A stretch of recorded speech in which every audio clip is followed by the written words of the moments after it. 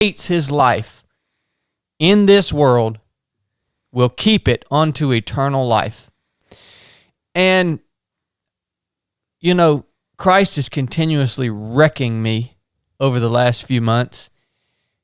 And I just came to this, I guess, realization the other day.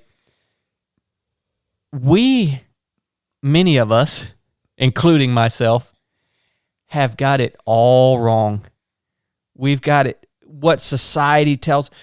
I had this thought, we literally track the passage of time based off of the birth of a homeless Jewish man that lived on earth 2,022 years ago.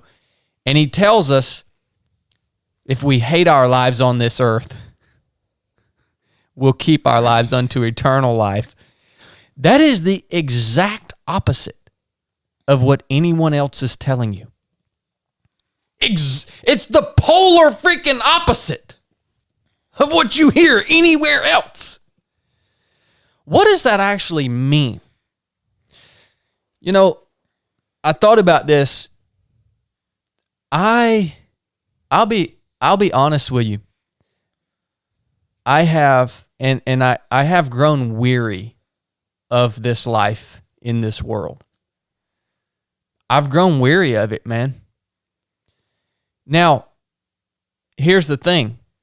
Why have I grown weary of this life? It's not because I'm tired of all the bull crap. It's because I have a guarantee of something infinitely better that is awaiting my arrival. And I've grown weary of it. And you know the most beautiful thing about growing weary of this life in this world is it sets you free from the fear of death. You no longer have this thing that is death hanging over your head. You don't care. I don't care if I die. Literally. I don't say that lightly. I don't care. Because I'm weary of this. Well, that's the hope that we have. Right? Like, don't start that crap.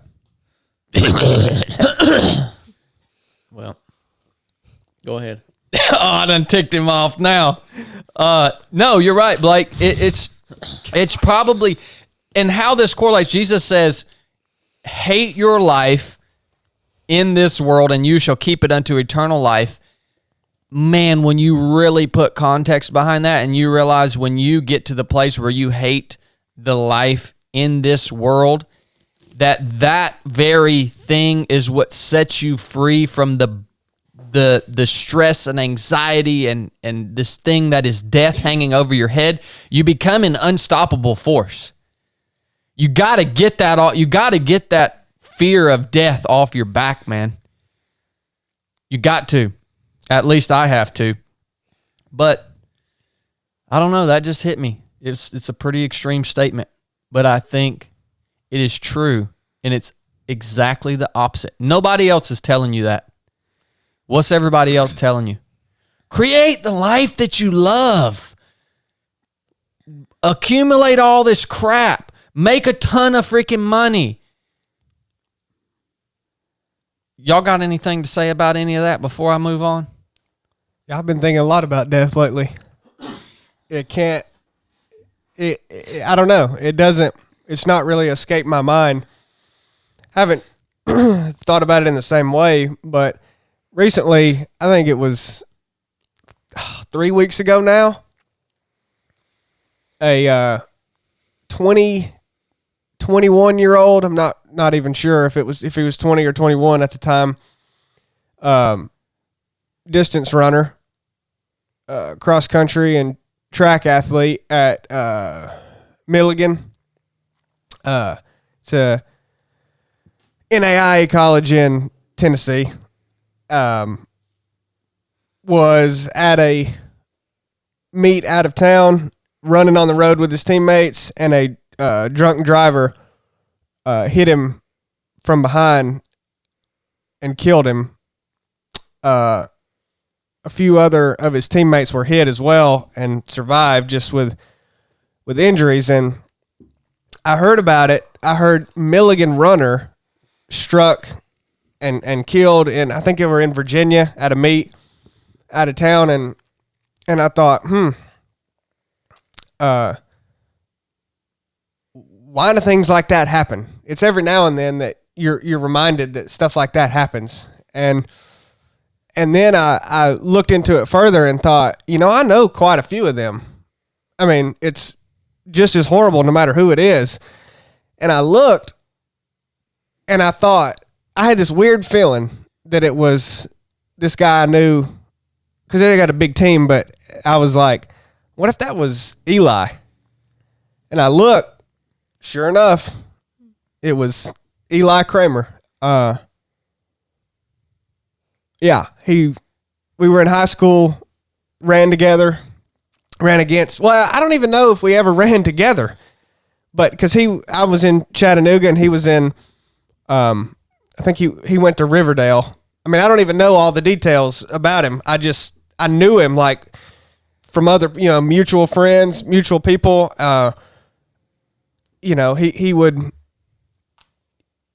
like, I talked to him several times. I mean, it's not like he was my best friend or anything, but it just really struck me that it was him. He was a runner he was a good dude. And he was so kind to people. He helped so many people get into running.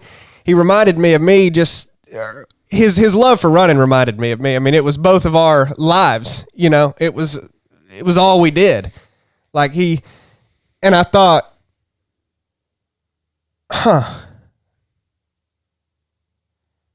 just like that, your life, because he didn't just die either. His life was taken from him. I mean, I just wanted to share that story since you brought it up, and because that really impacted me. And I don't even have a conclusion to draw from it or coherent thoughts from it. It's just, I've been thinking a lot about death lately, in part because of that. And, yeah, I've got more questions than I've got answers, but I just wanted to, since you brought it up, say a little bit about that, just to, I don't know, remember him. I don't know. You feel like you want to do something, but I don't know that you can. But I think a question I've been centering on after that happened was, we like to think that everything happens, that like good can come out of that, right? But what? I mean, what good came out of that? Mm-hmm. It's like, does good come out of death sometimes? Like, you'd like to think it does, but I struggle to think what. Mm-hmm. Like, how was that any good? A senseless, I don't know. So that's what I've been thinking about. Mm-hmm. Don't have answers for it, but so. Yeah, man. Well, of course, I've been talking a lot here lately. I don't know if you guys have anything to say. Well, I'll share something, but I don't know if I can talk without being interrupted, so I might just not share it. You got anything to share, Krista? I'm just listening, processing what you both have said. I think part of, a core piece of what Chili is expressing is just being awakened to death, and how sometimes that can be very sudden and can be a reset. And I think, especially in our world, we're so disconnected from death so often, because we go to the grocery store, pick up packaged food. We don't have to kill the animals. We don't live on farms like Stacy, where she experiences it in a very different way. A lot of us are buffered from that. And a lot of what we experience, suffering and death, is very sanitized in our culture and separate. And so stories like that wake us up, I think, and it can be very shocking, a shocking reminder. So I think part of what struck me about what Chili's sharing is just that reset, that reminder that we are susceptible to that. It could happen to anybody at any moment, and the gravity of it, the seriousness of it. And I think what stuck out when he was speaking is the paradoxical nature of so much of what Jesus said, and what, and in particular, what he said there around death and about life and what matters, what's important, what truly is eternal, what's going to last and what's not. And so often I think combining the two things you said, so often we just walk through this life like we're sleepwalking